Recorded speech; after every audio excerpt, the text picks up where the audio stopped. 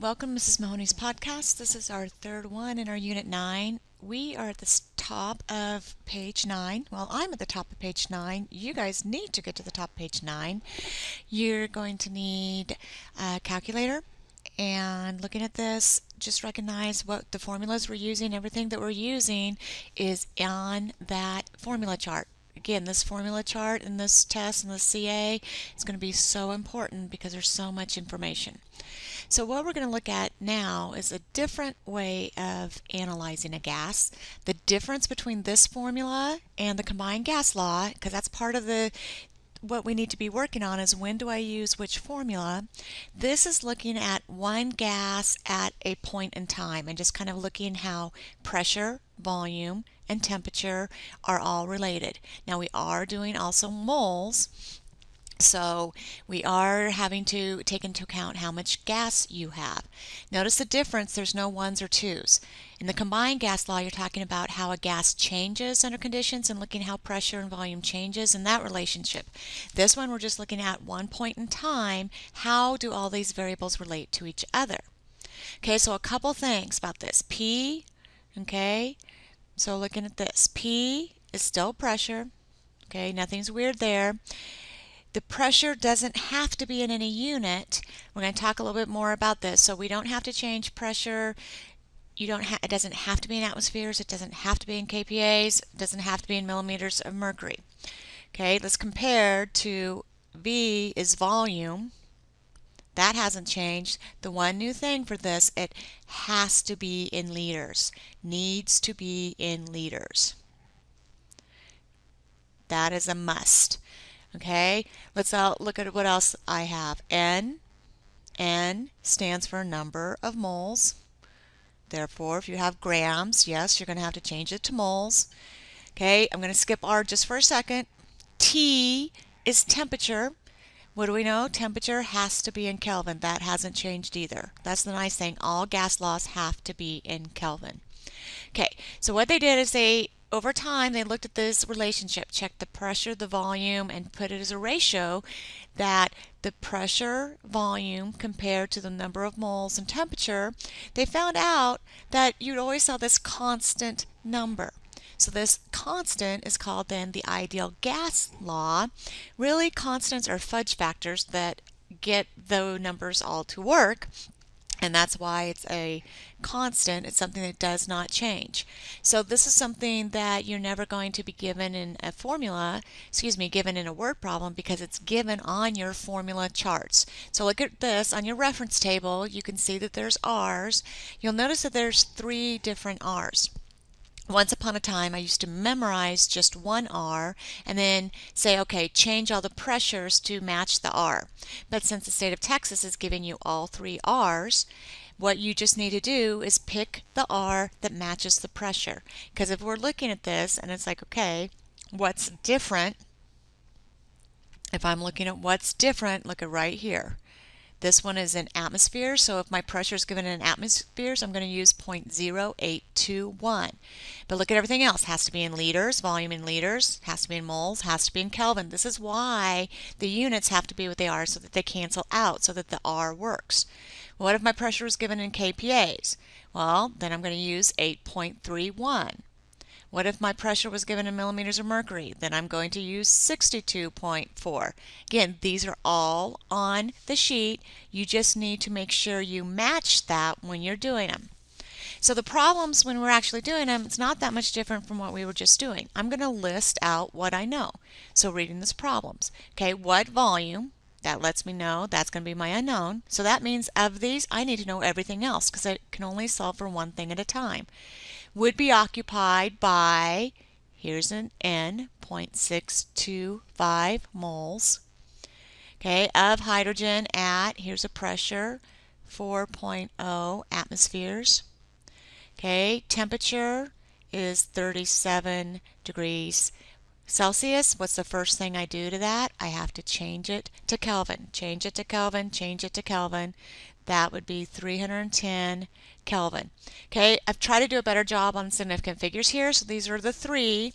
So I know I'm going to have my answer in my 3 significant figures. That's why I put that dot there to remind me that all the significant figures get to count. So what do? I'm just going to plug them into PV equals nRT.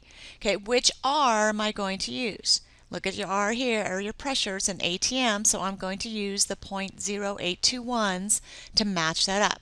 So pressure is 4.0, volume is my unknown. I have 0.625 moles.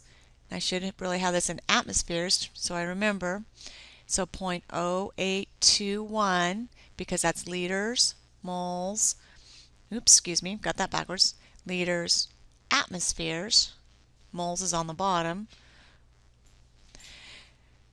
And what was my temperature? 310 Kelvin. So what happens is, look at temperature cancels, moles cancel. When I divide out your atmospheres, atmospheres are going to cancel to leave you your answer in liters. So to solve this one, it's 0.625 times 0.0821 times 310, that answer divided by 4.0.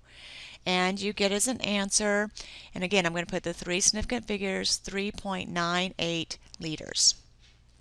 It's another plug and chug, because we're going to chug out the answer, because that's what you do when you work. You chug out an answer.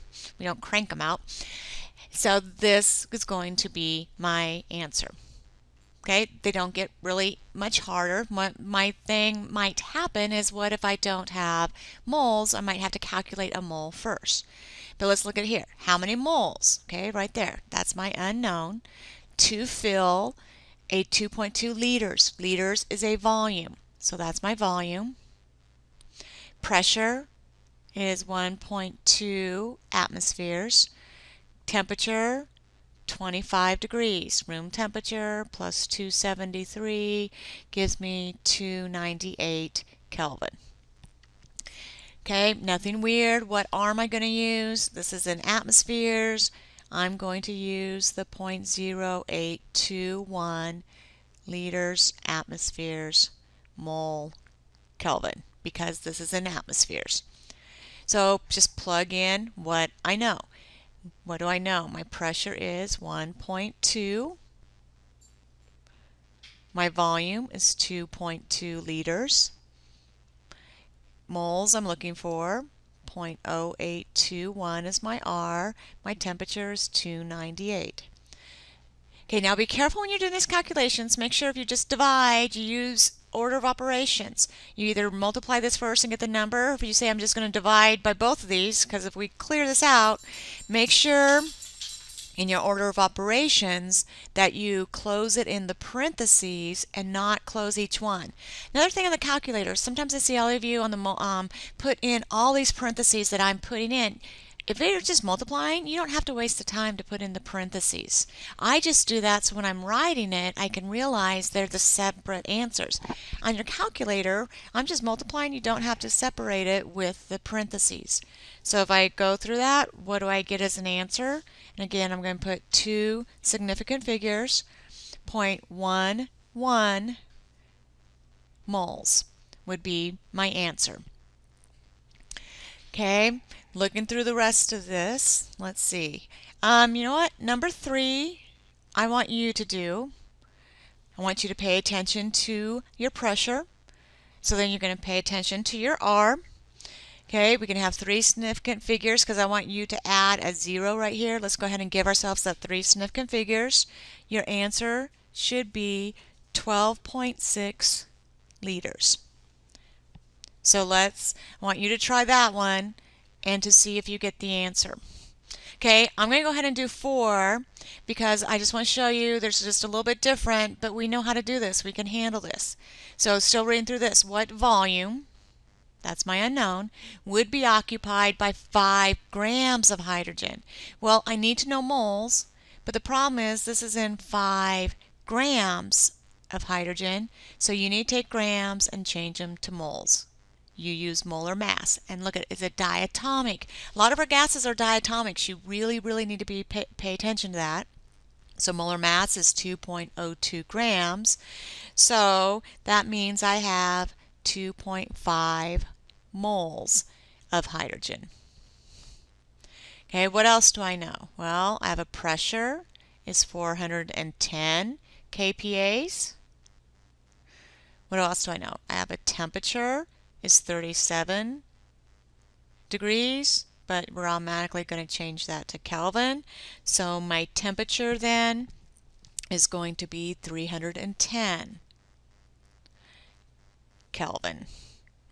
Okay, so if I look at this, what R am I going to use this time?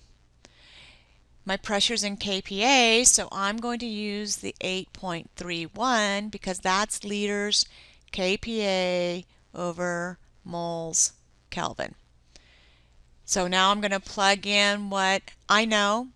I know my pressure is 410 kPas.